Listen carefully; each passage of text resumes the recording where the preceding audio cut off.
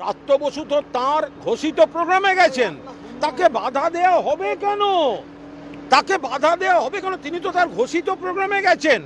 এবার তিনি তার মতো করে যাবেন, তার রাস্তা আটকানো, রাস্তায় শুয়ে পড়া বা অমুক ব্রাত্য বসু টপকে গেছেন কি ব্রাত্য বসু ডান দিক দিয়ে গেছে, এই কথাগুলো আসবে কেন? ব্রাত্য বসু তো ঘোষিত প্রোগ্রামে গেছেন, অন্য সংগঠন সেখানে বাধা দিতে আসবে কেন? সবচেয়ে বড় কথা, তিনি তো এতটা সৌজন্য দেখিয়ে বলছেন আমি তাদের সঙ্গে কথা বলবো, আমার সম্মেলনটা করে নিতে দাও তোমরা। তারপরে এটা একেবারে পরিকল্পিতভাবে ব্রাত্য বসুকে টার্গেট করে একেবারে বড়সড় ক্ষতি এবং আমাদের সম্মেলনটা বানচাল করার জন্য এরা এই কাজ করেছে। এটা গণতন্ত্রের পরিপন্থী, এটা আধা জঙ্গি আচরণ এবং এটা আমরা সিরিয়াসলি নিলাম। আমি ফ্রন্ট রয়ে বসি, ফ্রন্ট সিটে বসি, তারপর ওরা আমায় টেনে পেছনে নিয়ে গেল। আপনারা দেখুন, এইভাবে যদি মন্ত্রী বসে, মাননীয় মন্ত্রী বসে গাড়ির কাঁচের উপর হামলা হয়, এটা তো একেবারে আহত করার মতো, শারীরিকভাবে আহত করার মতো টার্গেট করে করেছে এই অসভ্যগুলো। যেখানে একটা ওয়েব কুপার সম্মেলন, ঘোষিত প্রোগ্রাম, সেটা ডিস্টার্ব করতে গেছে।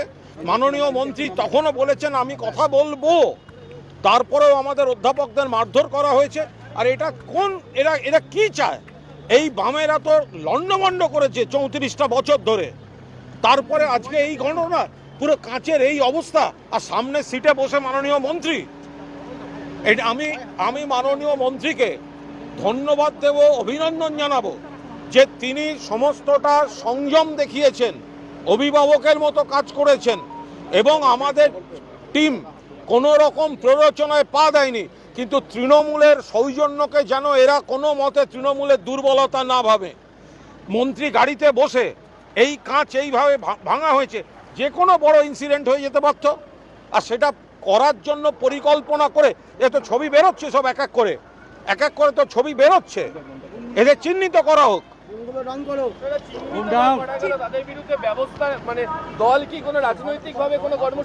আমরা তো প্রতিহিংসা পরায়ণ নই, তাহলে আমরা সেটা সেই ভাষায় বুঝে নিতাম। এটা মমতা বন্দ্যোপাধ্যায় মাননীয় মুখ্যমন্ত্রী, তো ফলে আমরা তো ওইভাবে বলতে পারি না যে যারা মেরেছে তাদের অমুক, কিন্তু আমাদের ধৈর্যের পরীক্ষা যেন না নেয়।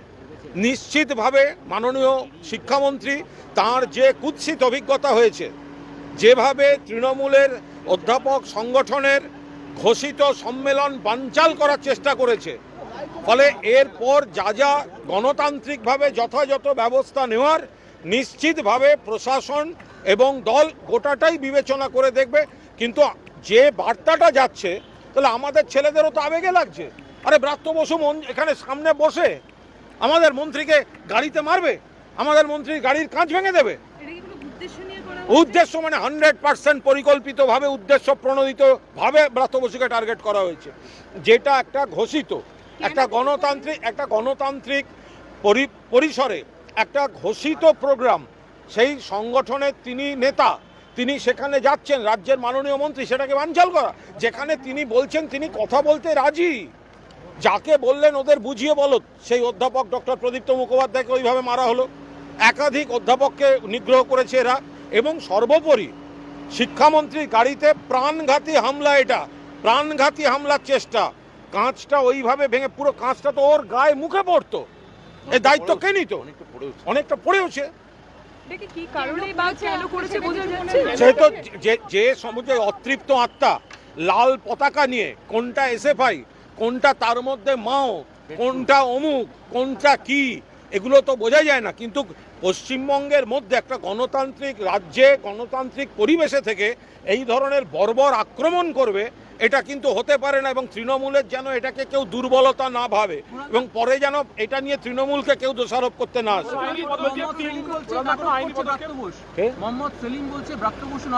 এরপরে যদি মোহাম্মদ সেলিমের কোনো ঘোষিত প্রোগ্রামে তৃণমূলের ছেলেরা জল বাতাসা দিতে যায়, তখন মোহাম্মদ সেলিম গ্রহণ করবেন তো? যেখানে একটা হামলা হচ্ছে, এই পরিমাণ হামলা, সেটাই মোহাম্মদ সেলিম যতই শূন্য হোক, একটা দায়িত্বশীল পদ, একটা দলের রাজ্য সম্পাদক, তিনি বলছেন ব্রাত্য বসু নাটক করছে। তাহলে আপনার দলের যখন কোনো কিছু হবে, তখন আমাদের ছেলেরা যদি জল বাতাসা নিয়ে পরিষেবা দিতে যায় তখন সেটা হজম করতে পারবেন তো? তৃণমূল ওই রাজনীতি করে না বলে এখনো দাঁড়িয়ে কথা বলছেন। তৃণমূল 3টে টার্ম সরকারে, তারপরেও যাদবপুরের এই পরিস্থিতি কেন বারবার বদল হচ্ছে? এটা আলাদা বিষয়, মানে এটা একটা বৃহত্তর বিষয়, সেটা পরে মাননীয় মন্ত্রী ব্যাখ্যা করে বলে দেবেন। কিন্তু যেভাবে বিনা প্ররোচনায় পরিকল্পিতভাবে শিক্ষামন্ত্রীর উপর এবং আমাদের সম্মেলনে আক্রমণ হয়েছে, এটা আমরা অত্যন্ত সিরিয়াসলি নিলাম।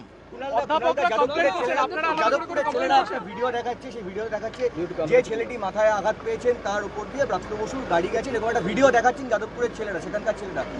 এইসব আজে বাজে কথা বলে কোনো লাভ নেই।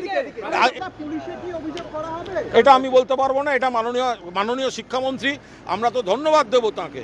তিনি তো ওখানে দাঁড়িয়েও তিনি অত্যন্ত সংযম দেখিয়েছেন, অভিভাবকের মতো আচরণ করেছেন। কিন্তু এরপরে কি হবে, প্রশাসনিকভাবে কি হবে, সেটা প্রশাসনিক স্তরে ওনারা ঠিক করবেন। গাড়ির কাজটা কিভাবে ভাঙলো, মানে কি পরিস্থিতি তৈরি না হলো? না, একটা ঢিল ছুটলো, তারপর হাতে গিয়ে দুজনে দুদিকে ঘুষি মারাতে এটা পুরোটা ভেঙে গেল। আমার ড্রাইভারের পুরো প্রথমে জামা কাছে ভেঙে গেল, তখন আমার এইটা মারলো। আমার কাছে যখন পুরোটা ভেঙে আমার গায়ে পড়লো, তখন আমার যে পেছনে একজন সিকিউরিটি ছিল, সে আমাকে টেনে পেছনে নিয়ে গেল। এই আর কি। আপনার আরেকটা গাড়িও তো ভাঙচুর করা হয়েছে। পেছনে যে আরেকটি গাড়ি ছিল সিকিউরিটিতে, সেই গাড়িটাও ভাঙচুর করেছে। সেটা ভাঙচুর করেছে, তার চাকা খুলে নিয়েছে, মানে চাকার হাওয়া খুলে নিয়েছে। যাদবপুরের জন্য মুখ্যমন্ত্রী যখন যখন এইড দরকার হয়েছিল, মুখ্যমন্ত্রী সবার আগে যাদবপুরের জন্য স্পেশাল প্যাকেজের ব্যবস্থা করেছিল। যাদবপুরের কোনো যদি ভালো, ওখানে ভালো ছাত্ররা তো সত্যিই তো আছেন, তা তারা যদি ভালো রেজাল্ট করেন, সেটা আমাদের রাজ্যের গর্ব। কিন্তু এরা কারা, কি উদ্দেশ্যে ওরা আজকে এটা ঘটালেন, এটা আমার বোধগম্যতার বাইরে। এটা শিয়ার নুইসেন্স, নৈরাজ্য সৃষ্টি করা ছাড়া এদের আর কোনো লক্ষ্য নেই। একটা ওই কুণাল ঘোষ যেটা বললেন, একটা হতাশ অতৃপ্ত আত্মা, সেই আত্মার দল, যাদের পাশের বাড়িতেও যাদের কাউকে চেনে না, তারা এই সাবসিডি পেয়ে এই ধরনের বিশ্ববিদ্যালয়ে এসে পড়ে সেই বিশ্ববিদ্যালয়ের পরিবেশ নষ্ট করে, একাডেমিক পরিবেশ এটা হতে দেয় না। আপনি পুলিশকে ডেকেছেন? মানে পুলিশ বারবার করে উপাচার্য আমায় বলেছেন পুলিশ ডাকতে সম্মত হয়নি। কেন? আমার মনে হয়েছিল যে এটা আমরা নিজেরাই কথা বলে নিতে পারবো, কারণ তখনও আমি চাইছিলাম যে ওরা আসুন, আলোচনায় বসলে। আমি 4 জনকে ডাকলাম, ওরা বললেন 40 জনের সঙ্গে এসে কথা বলতে হবে। তারপর আমি 15 মিনিট বসলাম যে অন্তত 4 জন বলায় যাতে ওরা রাজি হয়। একজন এসে বললেন না, 40 জনের সঙ্গেই কথা বলতে হবে। ইন দ্য মিন হোয়াইল উপাচার্য আমায় বললেন, আর প্রফেসর ওমপ্রকাশ মিশ্র বললেন যে চলুন আমাদের গাড়িতে বেরিয়ে যাবে। তো গিয়ে দেখলাম আমার গাড়িটাই আছে, আমি উঠে পড়লাম। তারপর এই ইট, লাঠি, গুলি, গালাগাল, গুলি বর্ষণ, এই লাঠি বর্ষণ, এসবই চললো। চিকিৎসকরা কি বললেন? আপনি যে ট্রমা কেয়ারে অনেকগুলো টেস্ট করালেন। চিকিৎসকরা বললেন যে একটা প্রেশারে, আমি এত ডিটেল বলবো না। আমি বলছি আমি ঠিক আছি, আমি সুস্থ আছি, আমি ভালো আছি। আমার অনেক অধ্যাপিকা আহত, আমি তাদের নিয়ে অনেক বেশি, নিজের থেকে তাদের থেকে ব্যাপার অনেক বেশি কনসার্ন। আইনি পদক্ষেপের কথা কিছু ভাবছেন? আমার এই অধ্যাপক সংগঠন ভাইস প্রেসিডেন্টরা, ওরা বোধহয় যাদবপুর থানায় গেছেন, আমার খবর নিয়ে জানালেন। প্রফেসর ওমপ্রকাশ মিশ্র আরও উপাচার্যও বোধহয় গেছেন কিনা আমি জানি না। ওরা বোধহয়, কেন অনেকে বলছেন যে অনেকে বহিরাগতও ছিল, কয়েকজন বাইরের ছাত্র ছিল। তো দেখা যাক। আমি তো এখন এখানেই, আমি পিজিতে এসেছিলাম, ওখানে কি হলো না হলো এই খবর এখনও থানায় আমার কাছে আসেনি। মুখ্যমন্ত্রীর সঙ্গে কথা? মুখ্যমন্ত্রীর সঙ্গে কথা হয়েছে, মাননীয় নেত্রীকে আমি পুরো রিপোর্টটাই জানিয়েছি।